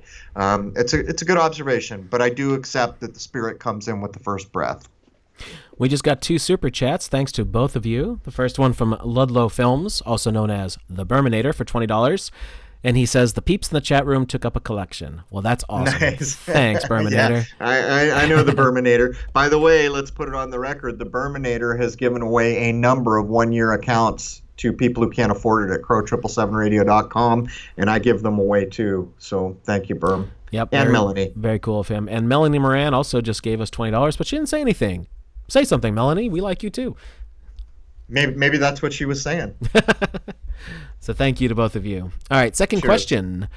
If the moon is indeed a soul trap, aside from turning away from the light, are there any old teachings or texts that describe such an encounter and options our souls may have? I'm not sure how to answer this, but I'll go at it in this way. I accept that probably in the early 1900s, the average adult in society had a much better handle intuitively on what's acceptable and what's not. They certainly had bucket loads of moral turpitude we have lost, bucket loads of what it means to be morally upright, to have a compass with the needle fixed on north. These are important things. And so when you have these things as a human being and you learn to trust your intuition and your human faculties, you tend to find a better path, I would say. The moon is a hell of a thing. And part of what we're going to do in the episode that comes sometime after 200, where we show the engineered fall, is I'll cover 2001 and remember what that's all about. Obelisks on the moon and the encoding of the 21st century. You just move the zeros from 2001. It's the 21st century that was the target. And by the way, for those people who have never heard, how many people know that in Magnuson Park, I got to remember, Magnuson Park, Seattle, Washington State, on the first day of 2001, a black obelisk showed up that no one seems to know how it got there. It was eventually blamed on a hoax, but I will further point out that at ground zero, there's another one. It's called the Millennium Hotel. These things are not done without intent, and this will be part, but the reason I point it out is the whole idea of that is this overlord represented by the monolith there that takes human beings that are living peaceably with all the animals and teaches them how to get a bone and beat the life out of a thing so they can eat it. That's part of what it does. And then that bone, of course, turns into a spaceship. And, of course, the monolith that precedes it is on the moon. There's a lot there, but we'll get into that later. Absolutely. Bones on the moon. All right. Last part of this question. Later this week, the water levels will rise up to 1 meter all over the coast of Norway before it goes back to normal. On the propaganda box, they blame the moon, but I think it's a lot of different things like geoengineering, etc. It starts in the top of this long coast land and works its way down in about 3 to 4 days. What is your perspective? I can tell you that it's not the moon, that I don't accept it's the moon, that people back way before the modern edit in like the 1800s set out to prove how the moon affected tides. And by the way, NASA will tell you all day long, why isn't the mass of the moon what it should be? The mass of the moon is almost nothing, and yet you're expected to believe that somehow the moon has control over the tides. The sun is massive in their little game book. right? So how could the moon even start to have a fraction of that gravitational force? But set all that aside. In the book Zetetic Astronomy, the most interesting notion I've heard that tries to deal with this is that it's simply air pressure. That when the air pressure is down or pushing down hard in one part of the world, it's up in another part of the world. Not sure what to make of it, but I will note that that is the most interesting explanation. And for me, it's interesting because the man said a hell of a lot of things that I said doing the same thing, firsthand observation. While I can't answer it absolutely, I can tell you that we have sayings like, this is where reason goes to die, that came from men who tried to prove the moon was controlling the tides. So there's all that. Next is from Deborah. Some questions that I have are about the obvious false historical narratives that we've been handed concerning the places that we live. I find this topic extremely interesting, especially because we can at least implore the next generation to ask the questions that we just accepted as fact when in school. Some examples are San Francisco, Salt Lake City, star forts, etc. The timelines alone are questionable, never mind the stories. Just look at the old buildings and your spider sense tells you that something does not fit the narrative given. Maybe having a guest on who has done due research in some of these areas would add more pieces to the puzzle that we are all fitting together. We've looked at these ideas, but I think more than anything that jumps out to me in what you just said is the importance that we need to get and save books, that PDFs need to be downloaded and backed up away from your main box. Here's the problem. These children are going to come of age and they're going to go to Amazon and they're going to think there's a whole world of books. They're never understanding that there ain't anything like a whole world of books. There are approved titles, and I proved it just today. There's an author I'm interested in, and you cannot find his work. And one of his books, which is less than 100 pages, is now going for something like $500 or $600. So that's another way of making censorship. In other words, people want the book, but Amazon ensures not enough are sold to get more prints. So the ones that exist go up, way up in price. My main thing here is, yes, the people that come behind us can stand on our shoulders, but they've got to have something to work with. And books, I swear to you, there will come a day, probably not too distant future, when books are worth their weight in gold, at least to people who want to be able to think. Also, what about the thousands of foundlings orphans? And what happened to their parents? And was that the same time frame given to the thousands of adults put in asylums in this country? And just look at those buildings that they called asylums. Well, those are a couple different things, but if you'd like to give your take first, go right ahead. Well, I saw some of the research. It's very interesting. I'm not even sure. If I knew the date, I might be able to add something more. If it's right there at the Great Depression. Oh, late 1800s, so it's way before the Great Depression. Yeah. I don't know enough and haven't looked at it to answer, but I did see the idea. I think it was amusement parks had these, they were selling tickets to come look at all the babies that were in there. So it was a place the babies could actually get care, but at the same time, where'd all the babies come from? And the people were buying tickets to see all these babies, which was helping pay for it was just a strange thing, I grant you. But unfortunately, I can't add anything because I'm not qualified. I haven't looked at it. Wayne took just a rough look at the numbers of children who would be in foster care and just general like that. Excuse me. The numbers that are being shown that gets tied up with this mud flood narrative are not unusual, despite what people think. Let me, John Flaherty, thank you. And this is a big part of what's going on in our world. And you've got to remember, nothing really significant has changed in the world per se since you were born, only what you know. And part of the conflict is it's hard for people that are in a job where they have to do things that they know they don't want to be doing. That is tough, and I don't see a good answer other than walking from the job, and that's not always an option.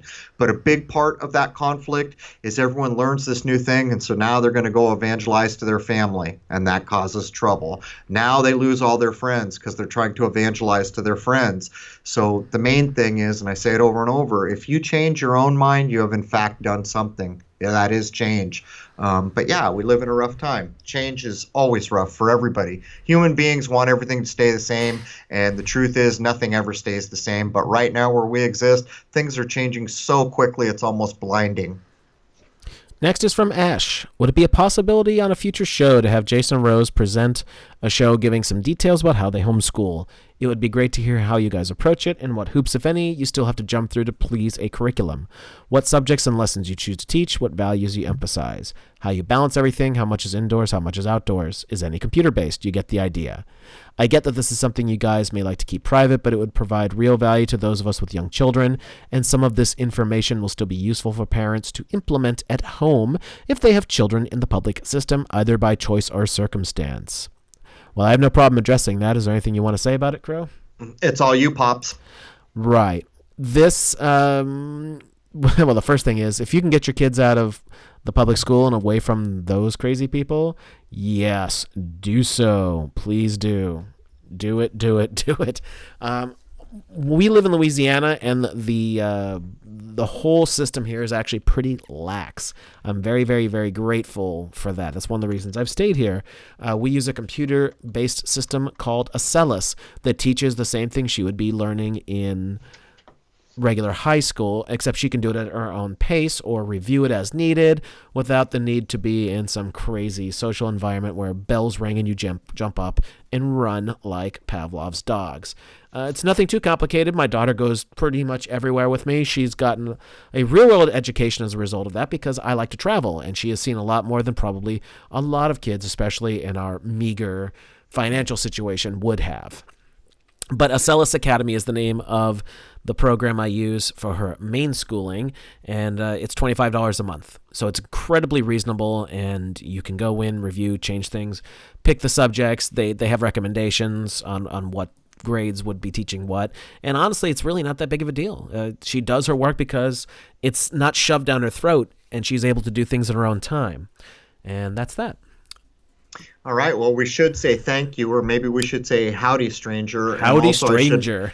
Yeah, that's a great handle. I love unique handles that are not Hollywood derived. Right. But I thought I was going to be able to handle this chat better, but the truth is I can't listen to what Jason's saying and give it all my thought and chat at the same time. So it's not as easy as I thought it would be, but I'll try to get better at it here. But anyhow, howdy, stranger. Thank you. That's a hell of an action. That was very kind. Thank you very much. Next is Justin in Oklahoma. I've discussed some of your ideas on the nuclear energy hoax with some people. A good friend of mine served on an aircraft carrier, which, according to him, was nuclear powered. In your opinion, is that a hoax as well? Was a big difference between nuclear power and nuclear bombs. Big difference. Yeah. Let me take if it's multiples, let me take them one at a time. Basically, the way I view, like where I was, San Onofre and San Diego had those two big boob-looking things on the beach that we were told were nuclear. And my point of view, from what I know and have researched now, is they're boiling water. And they're doing it in a really clean way, but it's not nuclear in the way we think of it. So there's no reason. And by the way, think of all we've been convinced all these elements are so dangerous that you can't even have them. You'll be arrested. And by the way, there's people in the chat room that worked on these ideas and got rocks that were radioactive to start to test whether there was any validity there. What I think now is those elements are critically important to alchemical procedures. They're not nearly, for the most part, as dangerous as you've been told, and they're key in critically high-level alchemy, and also in boiling water in a very clean way. So if I had to venture speculation, and I was in the Marine Corps, and I'm aware of others who have worked on these things, I think they're boiling water, and I think they're using basically alchemy to do it, and it's being called nuclear. But you think of it in the way a bomb hit Hiroshima, and I think we've done pretty well at divesting any reality in that. Yeah, the concepts they're using, while they're said to be similar, are really, in fact, not. I actually have two relatives back in Pennsylvania who work for the Berwick power plant, so I know that those things are real. As a matter of fact, when I was in high school, my Uncle Bob, who's my godfather, brought me a radiation suit, everything but the mask, for me to take in, along with some mock pellets and a little package that did some explanation on how it works and all that. And I understood the concepts, and Crow's right. It's just boiling water in a certain way and driving a steam turbine. And that's it. You drive a turbine. That is how you generate electricity with old school 1800 style technology. You're just cranking that thing and electricity is coming out. How you're driving it is the question. And that's really what nuclear power is doing, is boiling water, driving the crankshaft, and boom, you got electricity. Nuclear bombs, on the other hand, well, totally different story. And while I do understand the concepts as presented, as CRROW said, we've done some work, and, they just may not be great big boom objects, are they? No, nuclear weapons don't exist as described. All that stuff, all those much that's conventional blasts you've seen. People are starting to pick up on some of the things we've laid down and gone back through all the footage to begin to show. There's all the work down in Vegas where they got two groups of military men. One group, they said, you're putting in conventional explosives by the tonnage, so we compare it to the real nuclear blast over there. Don't go there, it's dangerous. But over there where they couldn't go was another group told the exact same thing. And they were both just mega tonnages of TNT or something similar like C4. It's pretty provable from my point of view. Well, there's a lot of old film of that too. Well, how anyone who wants to think of a creator, how much of a creation would be if the ants down here could destroy the creation? That was the first logical problem that got me going. Really, this place is perfect from our point of view, and you're telling me some dude can figure out a way to destroy it all with a red button? There's your first logical problem. We get convinced that science can do the most magical of things. We really do. And while it can do some amazing things, a lot of what drives the nonsense in this world is our belief in things that common sense should tell us instantly are not possible. Next from W. King. This week, it was reported that 60 million American adults now own a smart speaker. Do stats like this make you want to cry like me? It's a terrible thing because what it implies is that a person has bought into the instant gratification to the degree where they can't even consider the very simple, real reality that if I speak to that thing anytime, it's listening to me the whole time. In other words, it is recording everything all the time. And it's unfortunate because it's not that hard for a human being to figure that out, even if they're not technical. For those of us who do have some technical chops, it's terrifying to think of what the Internet of Things is going to bring. It will get to a point where so much data has been collected that they know what you're going to do before you do it, because unfortunately, the measure of a life well lived should be that I have no idea what will happen tomorrow because I don't know what I'll be doing tomorrow. When the truth of it is that most of us know exactly what we'll be doing tomorrow because we did the exact same thing yesterday at about the exact same times. And that is mark and measure for the perversity that has surrounded us. We no longer live and choose our lives. We're kind of locked into these loops because of modernity. Now, here's the funny thing. Well, it's not very funny, but any of these smart speakers, meaning like an Alexa, Google this, whatever the hell they're called, there's multiple variations on it. Even Siri on your phones or Hey Google on your Androids. I'm pretty sure that any modern appliance, at least the nicer ones that have screens and things in them, because so many things do, they might even have microphones of some sort put in them at this point that can transmit data on the Internet of Things. So it probably doesn't even matter, or maybe soon it won't matter, whether you willingly buy one of these little dumb boxes to communicate with, because they probably, if you buy a top-of-the-line refrigerator and it's got a nice screen in it that's connected to the Internet, it's probably listening to you anyway. Has everyone forgotten 1984? Has everyone forgotten what circle of people created 1984? Has everyone forgotten that 1984 is a blueprint, as is Brave New World, as is Animal Farm, as are a number of books written in and around Tavistock and the circles of royalty and the H.G. Wells crowd and the Darwin crowd and the Freud and Jung crowd and this group of basically European oligarch? Has everyone forgotten that? What did Winston contend with in his room every day with Big Brother? Where do you think all this goes? It's not hard for a human being that's so not lost in frickin' selfies and so self-involved for instant gratification and this kind of self-inward thing that technology is bringing. I mean, a selfie, that really says it all.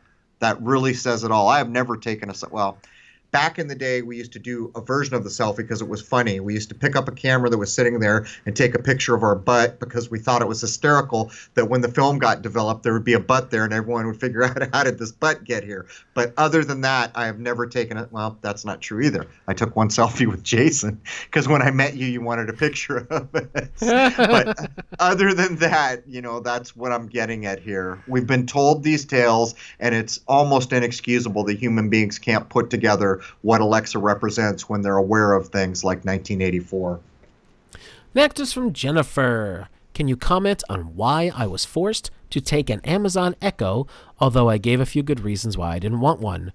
I did think that the Georgia Guidestone's number may be related to Rh negative, but I am now thinking it may be the opposite, and there are less people than we think who have a soul, and it's not them, hence them wanting to become digital. The Greek guy's rhesus mum said he could not leave here, so he is trapped and needs rituals to possess other bodies or artificial bodies to live forever. Any thoughts? I like the fact that you're going back to myth.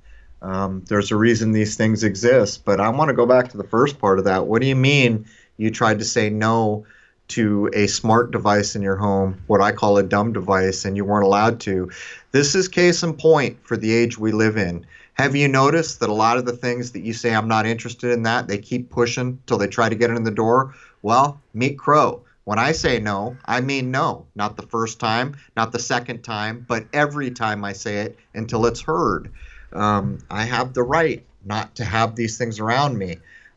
So I would maybe reassert that if you got something like that put in your home against your will, you have every right to have it removed. I don't actually understand that either. How could you be forced to have it? I mean, I think maybe cancel Amazon Prime? Yeah, I'm thinking maybe the implication was, to have these services you're using, you must have this. That's not true. Look at the smart meters is the same thing. Technically, if you tell them you don't want it, you have that right. But they are breaking your rights and the laws to try to make it appear as if they have the right to force it on you. And in some places, it's become quite a problem. But the real problem is that people don't understand, as a living human being, you have the right to say no. And by the way, used in its correct context, no frickin' means no. It's just unfortunate that enough of us forgot how to say that word. Yeah, absolutely. I mean, come on. You don't have to take anything you don't really want. It's a big deal, man. It's a big deal. It is a big deal. Let's see. I think there's a little more to this one. In the interest of turning everything upside down, what if free will is not a positive, but part of the problem? True freedom, then, is the positive where each person can create good things for others, while free will impinges on others' free will, leading to scarcity rather than abundance. Well, let me rephrase the whole. You see, point of view is a big thing in this world, and it's used against us every day. A human being with a moral upright compass cannot have their point of view skewed. That's a fact. You cannot easily program a human being with a morally upright compass locked on due north. That's a fact. So what we're basically saying here is free will, that's given by the creator or by the divine spark that comes into a human being. And you know who doesn't really have it at the same level? The animal kingdom. Animals spend most of their lives reacting. The deer in the woods hears a stick break and he bolts because, man, it could be his life. And that's a true thing. And that's why he's running. So for the most of a deer's life, they're reacting to external inputs and not making their own choices per se. A human being doesn't have to live that way. But here's the thing about being able to steer your own ship and make your own choices and have freedom of choice. With that, it's like that big 500,000 sub channel. You have a responsibility. And that responsibility is to respect other people. Because if you want to have freedom of choice, you should logically be able to work out if you fringe on other people, you're infringing on their freedom of choice. So if you infringe on their freedom of choice, how is it you can't understand it's only a matter of time before your freedom of choice? This is the whole argument, in my view, for common law. You see, back when things were sane, when this country was apparently founded, this idea of common law. If you didn't cause loss or harm someone, there's like 3 basic ideas. There's no law broken, no foul, no harm. A human being is an adult. They make their own choices. Look where we are now. My God, there are so many laws and rules that there's not even a lawyer in existence that could tell you them all. And as we did this show, Lord knows how many more were made. This is not a sustainable environment. This is not a human-friendly environment. This is an environment that seeks to cage every mind there is. And to me, freedom of choice is the biggest damn deal of all, because without it, I can't say, no, thank you, I don't want that smart meter. Without it, I can't say, no, thank you, I choose not to harm that living thing. That requires freedom of choice. That's my point of view. We're running low on time, so maybe we'll get one, maybe two more questions in. However, I think everyone doesn't understand what happened with TFR, so I wanted to address that for 1 second. There was nothing bad that happened to TFR. I started doing live streams with Wayne. CRROW joined me sometimes. Great Baldini has joined us sometimes. Sometimes it's just Wayne and myself. And they seem to be getting quite a good listenership right off the bat. We thought that this would be a better platform for CRROW and I to work from, so that's it. We retired from TFR. Now we don't have commercials. I'm in control of the audio, so it's much, much, much better.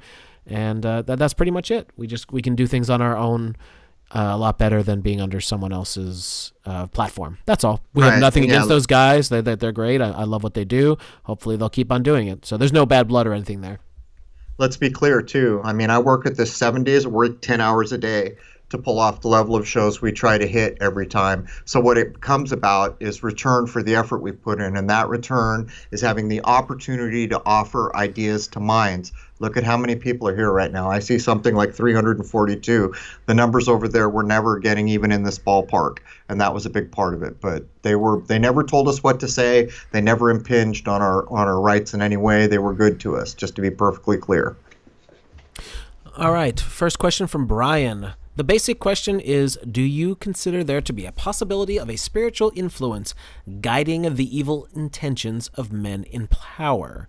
To explain myself a little more, when we talk about the New World Order and these people in high places running the whole show, the top 1% of elites, as they're often called, in your view, do you consider the possibility that these people are being guided and manipulated by a nefarious spiritual influence? This could account for these agendas being carried on through the ages, well past the lifespan of men, and across cultures. I'm just curious about either of your thoughts on that possibility.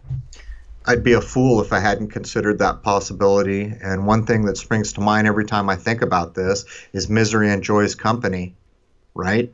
And here's one logical problem with everything we see. So let's say that the one world thing happens, they get everything they want, some dude somewhere is totally in control. Would you want to live in that world? You just witnessed the marginalization and basically captivity of an entire race of human beings, and now you're living with that. What do you think is next? And by the way, guy on the top, you don't think the two guys right under you are eyeing your butt? We might as well go live like lions on the Serengeti, really. Really, because then it becomes a bit like, like George Bush. This is not the law of the jungle. This is a new world all about BS, Mr. George Bush. It is exactly the law of the jungle. It is people who have the strength to impose their will on others, whether it's through subterfuge or naked force. And by the way, if you get your way, you're living with the lion at the top of that pride. So I'm just saying, logically, it's indefensible from any angle.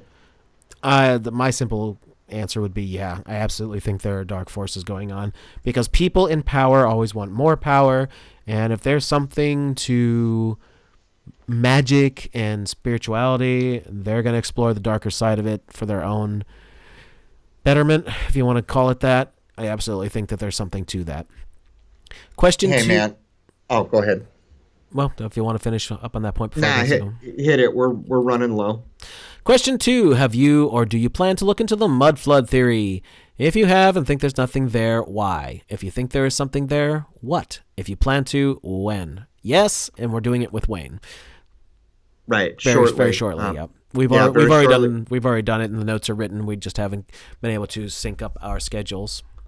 I'll give you the cliff notes. I don't accept a global reset, and I can basically demonstrate the evidence is not there for that idea. But yes, there is absolutely something there. There are a lot of somethings there. All the individual pieces of evidence matter. And just because we do the show we're about to do, I would like to avoid infighting and hope that everyone researching will continue to do so. These are going to be ideas that go a bit against. Some of it is going to be a bit against people who've been researching this for a long time. But here's the point. I speak my heart, and I'm not going to change what I think is correct to try to be politically correct. But at the same time, I'm going to try to respect all the research that's been done. Yeah, there's a hell of a lot of important evidence. I don't accept a one event global reset. That's what we're going to break down with Wayne. And by the way, we took it so seriously, Jason and I brought Wayne McCroy in to have a third set of biceps trying to do the heavy lifting here. Right. Question 3. What is the most intriguing thing about the moon to you, aside from the lunar wave, or what gives you the most pause when you compare your observations versus what we are told by mainstream science that the moon is? What gives me pause is there's this thing that's been there my whole life, and all I know about it is it measures a month. It's astounding. It's astounding to me that that could even be.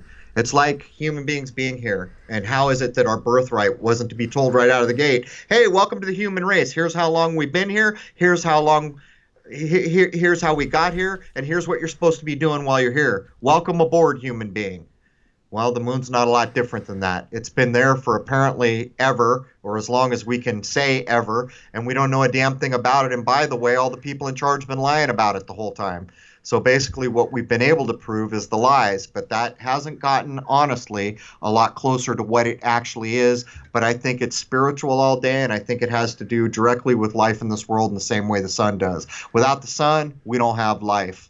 So it doesn't take much to link up that the lesser light, the moon, is going to have a pretty big effect on things down here. Question 4. Have you found any other connection in older writings or other cultures with dreams and sweet things before bed, like the honey before bed idea? The phrase sweet dreams really resonated with me, and I was curious if there was a link between this phrase and some hidden knowledge about increasing your chances of dreaming documented elsewhere. I'm glad you brought this up because it's going to give me a chance to prove the value of appreciating older cultures and understanding they can teach you something. She blew my mind. I was sitting there talking to her about the dream time. We were talking about dreams. I'm trying to learn, and I pointed out this dude told me if I took raw honey, I would dream my butt off, and man, it was true. And she says, sweet dreams. Now you know what it means.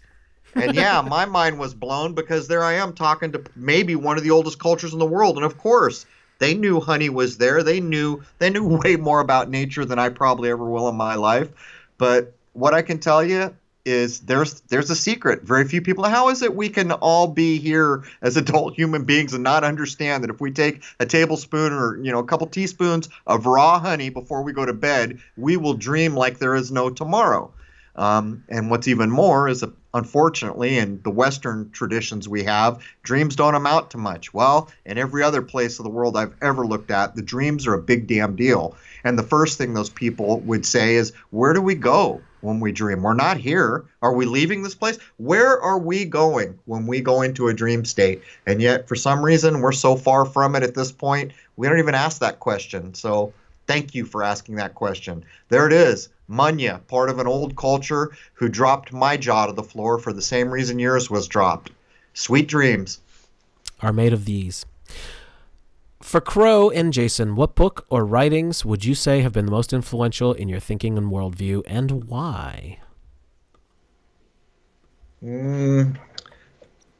I would have to say all the spiritual traditions I've looked at. And one thing that helped me is when I got to other parts of the world and I realized that there used to be in other parts of the world whole traditions that were set up for the idea of the benefit of all living things. The moment I bumped into that, I realized the rectitude, the undeniable moral uprightness of it. And I knew that had been missing from my life. And then when I knew that and came back to the traditions of my part of the world, it helped immensely because there was a new light shined on what I was looking at. I would say a lot of my worldviews are collected from lots of little things from lots of sources. I don't know if I could point at one book or a piece of writing and say, that is what shaped me. But yeah, I'd have to think about that one. All right, but we're over time. So last question from, who was this, by the way? We've got so many questions from this person. Brian. Last question from Brian. What books would you recommend on numerology? Books or writings that might help to explain why some people use certain numbers for an advantage or a message. If I were into numerology and wanted to follow the blueprint of elites using it, what would be a guide? I won't recommend any book, and as far as I know, there is no book, which isn't wholly true, but let me explain myself. Numbers are symbols. I can't tell you the number of times someone comes in and says, oh my God, there's a 6, a terrible 6. That's bad. Well, no, it's not. It's a number. All things in this world have duality. Just like a battery has a positive and a negative pole, are you going to call the negative pole of the battery bad? Just like there's a man and a woman, are you going to call one half of that polarity bad? No, because if you are, you're being childish. Numbers are no different. So when you see in some of the Hebraic uses, the double 7, the ayin Zion used as a mind weapon, you see 3 7s after my name. There's 2 totally different intents going on there. The 7s behind my name are meant to reflect my corporate slave birth name because there were 7 letters in each one. And it's my fighting back against what I perceive a wrong done to me. The ayin Zion is openly stated as a mind weapon. So there's the same number used in 2 different ways with 2 different intents. Here's my advice. Just start paying attention. When you see those 4s, like today in Kobe's, well, Kobe's last game, he had 4 rebounds and 4 assists. There's your death number, 44. In Kobe's last game, hint, hint, hint. Look at what else they told you. Well, he's 41. That's 5. 5 people died in the accident. That's 5. You know, you start to see. That's how you learn. You look, but you see, God, I don't have time to explain this well, and I'm not doing a good job. Just because you see the media doing it, you understand how it's being misused. So then you can recognize the nonsense. But you've got to understand. You can take every 5 you just saw used in the Kobe story and use it beneficially. There's 5 apples in my orchard, and I'm going to give them to my 5 children so they can be healthy. There's the polar opposite use of the number 5. But there are archetypes that go back, like the idea of 5 being used over and over is almost certainly the human mind over matter idea, the pentagram, as we see it being used so often. So this is such a hard thing to explain to people because they get in this linear idea that these are all bad things. No, they're not. These are symbols that hold a meaning, and it is entirely based on what meaning was put into it. And even if some jackass puts a terrible meaning, you can come right behind him and put the exact opposite on the same thing. You can, because you're a human being too. I know I didn't do so well with that, but I tried. Well, perhaps we should just take a moment at the end here to discuss what the concept of intent is, because that's really what it comes down to with all this numerology. What is the intent behind what it is you're looking at? That pretty much means everything, I would say. Right. If you see something come from the news, you already know the intent. If you see something come from a movie, you already know the intent. If you see something come from TV, you already know the intent. Those are the biggest hints I can ever drop in this world. Okay? I mean, think about what I just said. Once you know intent, you know almost everything you need to know. If you know the intent is not good, then you know the information is not for keeps for you if you want to have a compass pointing north, which I do. That's the only compass I want, you see. So intent is basically the basis of everything. And it goes back to what I just said about the other religious tradition that opened my eyes. Here's a tradition where the entirety, the foundation of it was for the benefit of all living beings. You know what? That worm on the ground is a living being. That opened my eyes, you see, because before that, a worm was just a worm. But clearly in this creation, someone created or somehow that worm got here. So it's important, and I couldn't see it until I knew that. And that's wholly about intent. So there it is. All right. Well, we still got, I think, 15 more questions to get through. So I guess we're going to have to pick those up next week. All right. And next time we're going to go through some videos. And I just want to thank everybody. For the first night out of the gate, we had a pretty good showing. What we'd like to do is build up a decent audience so that we can offer ideas that people can consider. And I'll say what I always say. Because we say a thing does not make it correct. And as a human being, it is your duty to challenge it. Try to rip a hole in it. Try to make it not authentic. That's what all information needs. And if you can make it not authentic or problematic, or you can tear a hole in it, then you should not adopt it. But by the same token, you should not adopt it until you have done those things. And that is such a critical part of what's missing from our world, and actually the true basis for actual science, covered in the first 3 pages of Zetetic Astronomy by Parallax. Observation, then followed by it is or it isn't. That's all there is, man. That's all there is. Everything beyond that is nonsense. Well, thank you, everyone, for tuning in. This was a great first episode, I would say, Crow. All right. Anything else to add, or are we wrapping up here? Well, join Wayne and myself this Wednesday. We'll, of course, be doing our weekly live stream. 50-50 chance Crow will be there because sometimes we hit on topics he likes, so you never know, but Wayne and I have to discuss that yet.